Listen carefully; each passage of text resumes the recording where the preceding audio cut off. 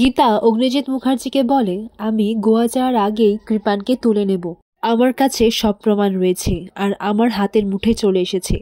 আর আপনি শুধু ভালো লয়ার বাবা, আপনার মতো কোনো লয়ারই এই শহরে আর নেই। কিন্তু আমি এই অ্যাডভোকেট গীতা এলএলবি হচ্ছে ক্রিমিনাল ইনভেস্টিগেটর।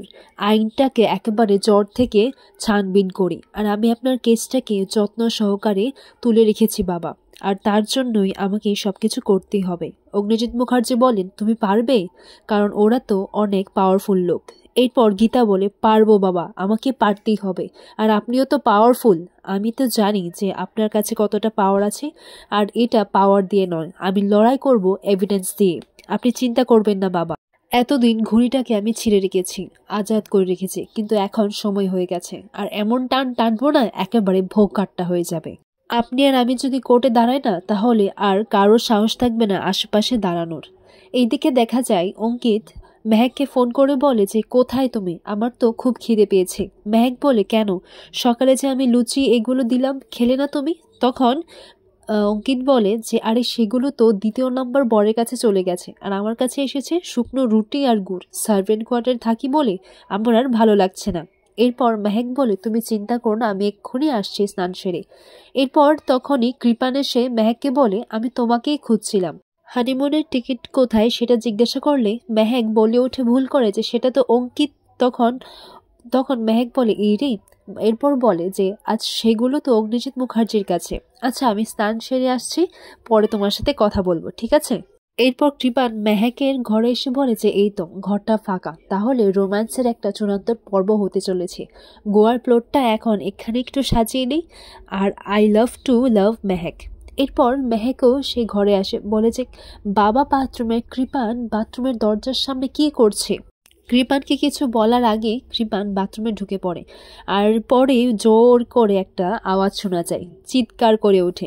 এরপর কৃপান প্রথমে বাইরে আসে। চিৎকার শুনে সবাই মেহেকের ঘরে চলে আসে।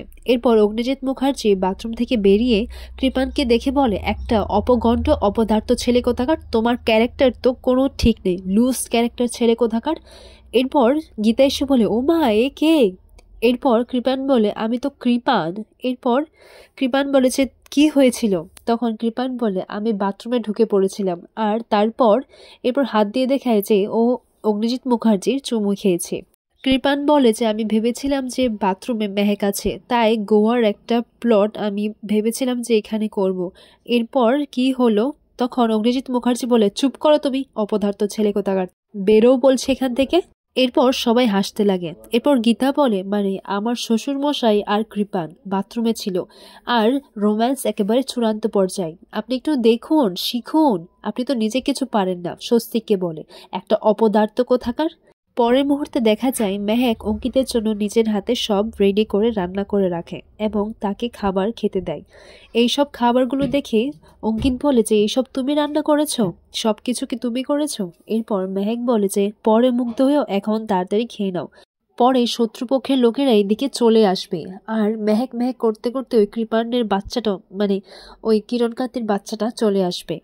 এরপর এইদিকে দেখা যায় যে একদিকে কৃপান আসছে আর অন্যদিকে অগ্নিজিৎ মুখার্জি। কিছু না ভেবেই অঙ্কিতকে টেবিলের নিচে পাঠিয়ে দেওয়া হয়, বলে যে আমি নিচে থেকে খাবার সাপ্লাই করব, আর তুমি খেয়ে নিও। কৃপান এসে মেহেককে বলে, বাহ, তুমি আমার জন্য এইগুলো করেছো? আমি জানতাম এই বাড়িতে আমাকে আর কেউ বুঝুক বা না বুঝুক, মেহেক আমাকে আন্ডারস্ট্যান্ড করবে, আমাদের মধ্যে তো সেরকম বন্ড আছে, তাই না? এরপর কৃপান যখন খেতে বসে তখন দেখতে পায় যে ডাল দিয়ে ভাত মাখা রয়েছে। কৃপান বলে, এটা কি কারোর এটো? তখন মেহেক কায়দা করে বলে, আসলে আমি মেখে রেখেছিলাম তোমাকে খাইয়ে দিব বলে।